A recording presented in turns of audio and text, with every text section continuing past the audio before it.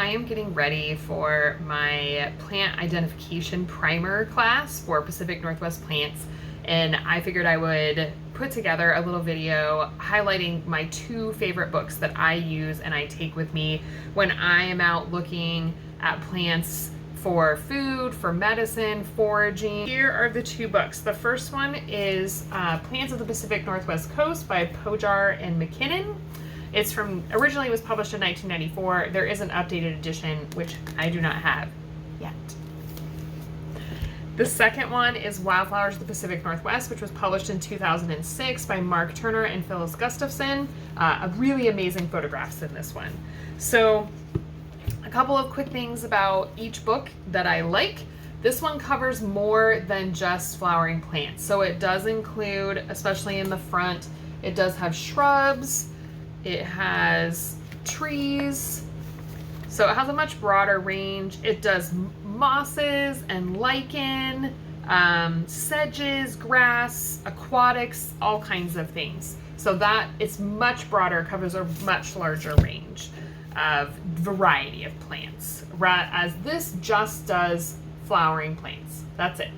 Doesn't do any trees, no shrubs, things like that. Just like flowering forbs, and it has no grasses or aquatics or anything like that. Nothing wrong with that, just different.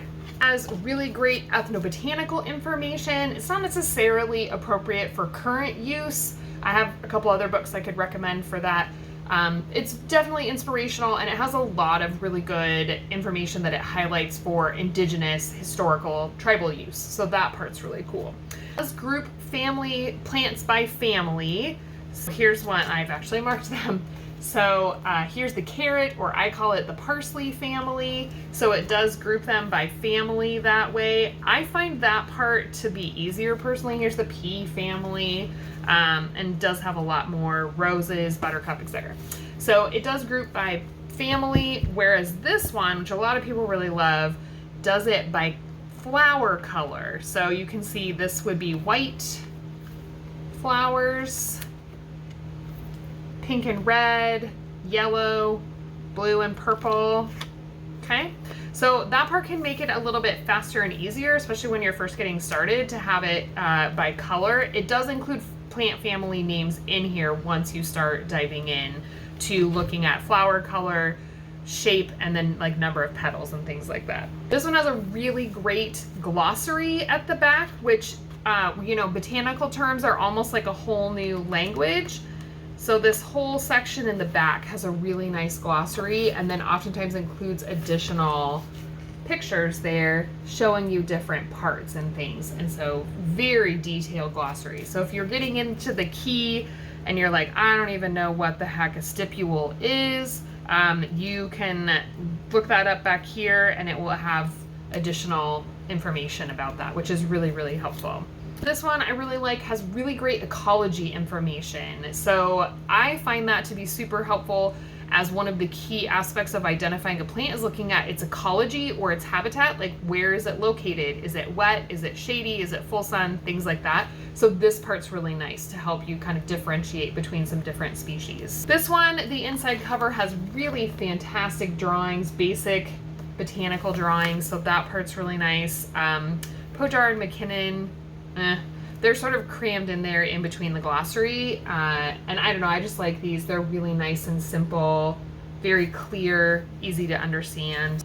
Covers a really broad range. So living here in the Pacific Northwest in Southwest Washington, right at the entrance to the gorge, you end up sometimes getting some east side plants as you get into the eastern side of the western side of the gorge, eastern side of like Clark County, and start getting into Skamania and some of the Cascades. If you go up into the Gifford-Pinchot National Forest, this will cover quite a few of those, and even some of those like mountainous, higher elevation, higher altitude plants. So that part's really good.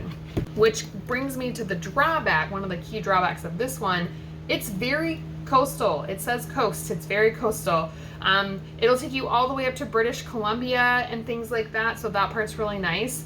But even just in Clark County, starting to get to the eastern side, it will miss some plants that way on like some of the drier eastern sides of some of our foothills. So, But if you go to spend a lot of time at the coast, then this will take care of you. Kind of limited photos. I mean, one of the things that's really great about this one is that Mark Turner is a photographer. That was kind of how he got started into plants. And so really amazing, fantastic photos. This one, and sometimes they'll miss photos for certain species and they'll have drawings. And most of them have drawings in addition. Well, here's a really good one, an evening primrose. So no picture, just a drawing. Or this one, like there's no flowers, or they're hard to see. Like, so some of the pictures are a little subpar in this one. Because it covers a really wide range of plant species. We were talking about trees, shrubs, etc. I think that is what leads to it having limited photos, and it also misses some plant species that we have in our area. It is out of date, so some of the species names have changed. If I had the updated second edition, maybe that would be a different story. And then also some plants have been moved out of their plant family. So if you're looking them up and you're trying to find something that's in the carrot family, for example, it may not be in that family anymore because those genetic botanists like to do that to us by testing DNA in plants and shifting things around. This one, the glossary is much more limited. When you're identifying something by flower color, you can only use this when it's flowering. So there's no other way really to use this book. It's really helpful during flowering season, but beyond that, it's a nice paperweight. So that's a disadvantage of it. So the other thing is the trade-off by identifying it by flower color, you don't get to know the plant families quite as well, and I think that's advantageous because no matter where you travel or you end up moving to, knowing plant families can help you. And there's no ethnobotany information in here at all, and there's very limited ecology information, so that as a key identification method is missing. Those are the two books that I carry with me. There's a reason that I carry both of them because they each have their advantages and disadvantages, or pros and cons, and so having both of them together really means that I have a complete book with two books. They're oftentimes available at the library, so I really recommend that people check them out first at the library and see which one you like better. I've used both of them in college plant identification courses. Of course, students always liked this one better because it was by color, but of course the class ran April through June, so that's usually prime flowering season, so they could make this work, but I know that they did have challenges because if they found plants that weren't flowering, I was trying to teach them how to do things by family, which is this book, and I don't know if they got confused or what the deal was, but that's why I usually recommend both books if you can.